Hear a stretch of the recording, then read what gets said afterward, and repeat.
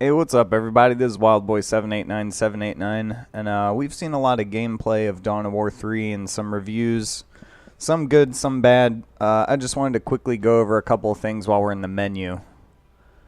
First of all, I love the army painter. I love that you can bring your army into multiplayer, and I'm pretty sure the campaign mode. These are the Earthworm chapter I've created. I'm digging it. I gotta say, where's the,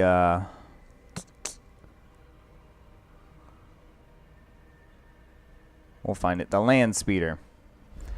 I gotta say, the graphics are absolutely beautiful for things like this. I love it. Your two little squad mates, one's on the gun, one's driving, and the driver's got control of some guns too.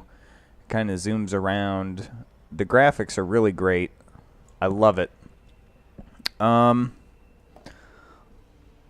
I want to say, if you have the money to buy the game and you're a Dawn of War fan, you should probably just pick it up. It is going to be the future of the game. It is very cool. You have your elites over here, which I assume you can swap out later maybe, or maybe you just have these three elites, but you can change their costumes and stuff.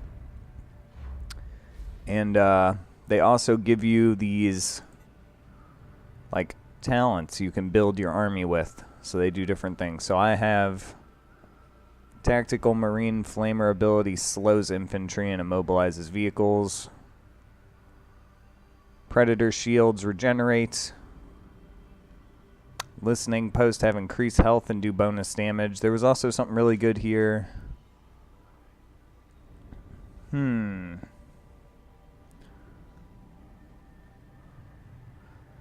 might have changed it, but I had a talent where... oh, maybe I have it picked. Where is it?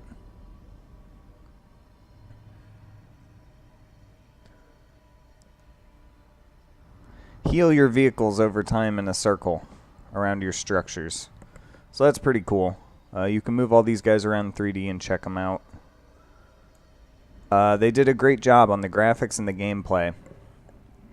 I also got to say, the gameplay mechanics for the Space Marines were really fun. They have drop pods that you can like put units into and you store them. You can store up to 3, you unlock them over time. And then you can drop the pods on the enemy player's army or, you know, wherever. And it does damage when it hits from outer space, and then the unit comes out and you have that unit. They also have one where you can upgrade the pod to just pop out robotic miniguns and just shoot things. It's like a sentry turret you can drop. So that was really cool and really fun. And like I said, the graphics are very cool, the little details. Very immersive. Now, I do have to say there are some cons about the game. You cannot run and shoot at the same time. Ark Warhammer brought that up on his channel, and when I noticed it, I realized it was really kind of a big deal and kind of sucked, because Dawn of War is known for that like running and gunning kind of feeling. There's no cover behind walls or anything. I noticed that right away.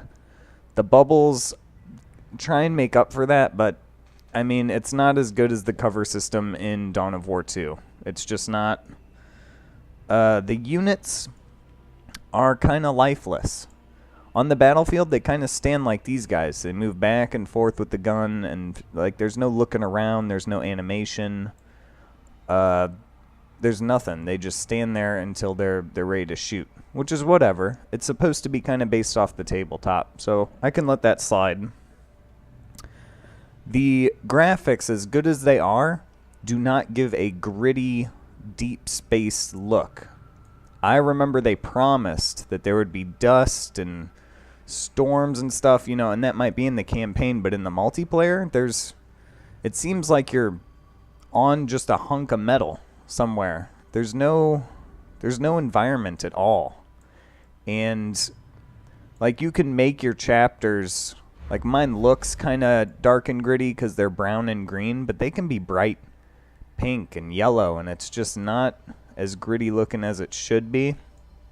But, you know, the army painter does wonders for this. It does kind of make it so you can change it. You can have gray units, you can have an off yellow, like a dirty yellow, stuff like that.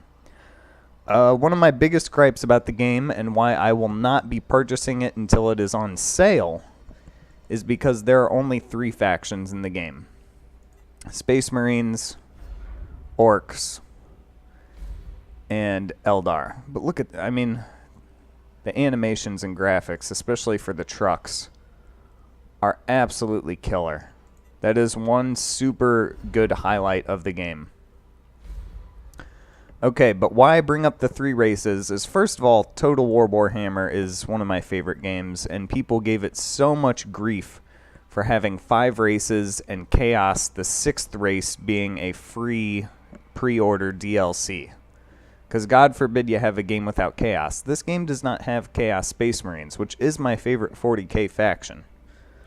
Now, my problem is, they did not say they will be releasing the races as DLC. They said they would be releasing new races as X-Packs.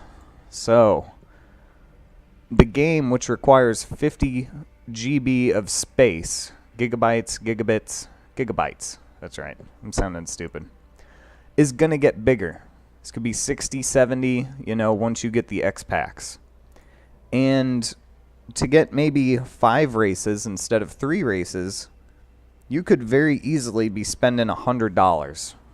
If they make 2 races in an X-Pack, which they haven't done, they usually do 1 race in an X-Pack, and they make the X-Pack like 30, 40 bucks. So, I mean, you could be spending $120 to get 5 races in the game. I can't buy it right now. I can't really recommend it if you're on a budget. If you have the extra money to spend, and you love Warhammer 40k more than I do, by all means, it is a great game. I love the functionality they've done with it. The gameplay is very fun. Small gripes about cover and this and that. Other than that, they've done a fantastic job. Let's give you a insight into like all the colors you can pick. Like, you can make your guys look kind of gritty and dusty and like deep space sort of look. Or you can, make them look absolutely ridiculous if you want. But, yeah, this is the clean-cut look people do not like, those colors. It doesn't look like deep space, and you will be fighting people like that online. That's just the nature of the game. They do have these pre-made... What is this? No, I don't want to save my custom paint job. I want to look at these. These are actual different like clans. I forget what they're called in the Eldar. They're like warp worlds or something like that, which is cool. It's a nice touch. It's a fun game. I can't repeat it enough. I can't recommend this game as it is. There's not enough races, not enough content, and I wish they would just release the races for multiplayer and not give them their own campaign and X-Pack, because that's going to make the game huge. It's going to make the other races really expensive. And I don't know. I'm going to have to skip this one until it's on sale. If you love it, go ahead and buy it. It is fun. If you got the $120 to invest to get Chaos and Imperial Guard, go for it. I just wanted to give a quick review. Thanks for watching. I will catch you guys later.